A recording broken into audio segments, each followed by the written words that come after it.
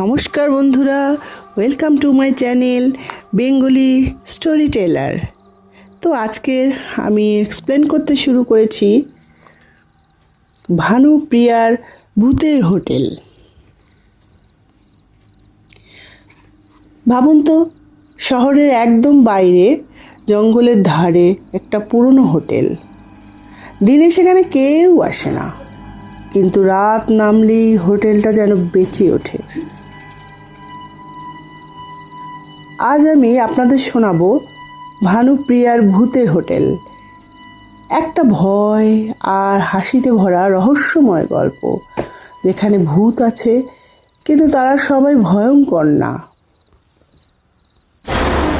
এই হোটেলের নাম ভানুপ্রিয়া লজ। প্রায় 50 বছর আগে তৈরি করেছিলেন একজন ধনী কিন্তু অদ্ভুত মানুষ, ভানুপ্রিয়া মুখার্জি।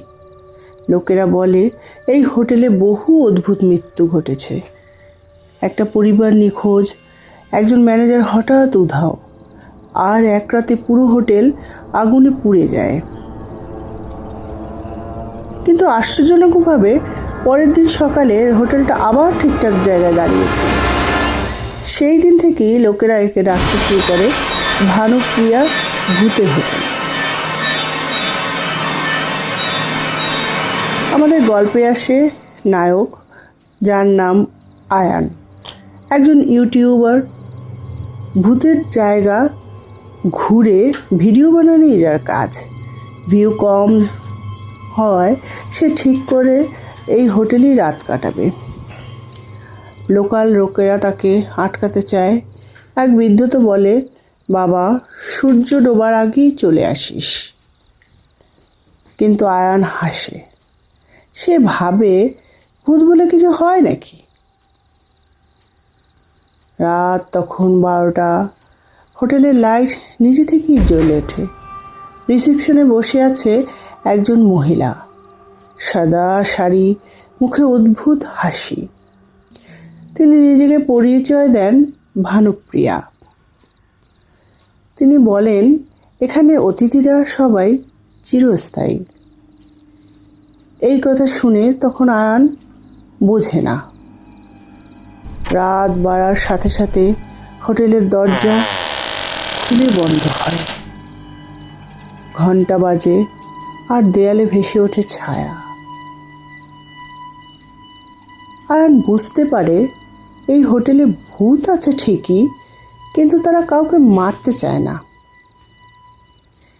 একজন বাচ্চা ভূত যে খেলতে চায়, একজন বৃদ্ধ ভূত যে চা খুঁজছে, আর একজন অভিনেত্রী ভূত যে এখনো নিজের শেষ নাটক শেষ করতে পারেনি।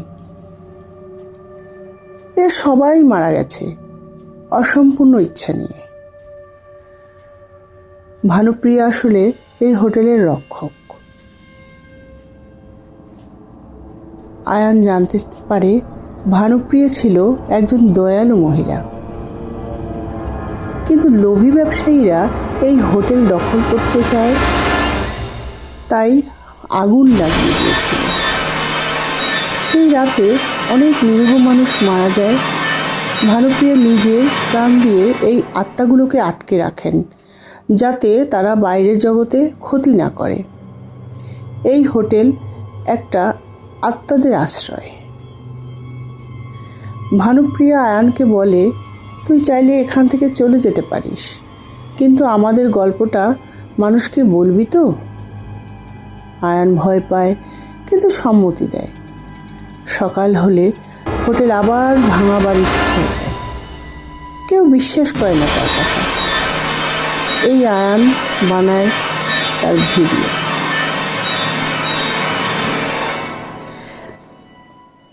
আজও যদি কেউ রাত 12টায় ওই রাস্তা দিয়ে যায়, দূর থেকে দেখা যায় একটা হোটেল, আর জানালায় দাঁড়িয়ে আছে একটা ছায়া, ভানুপ্রিয়া।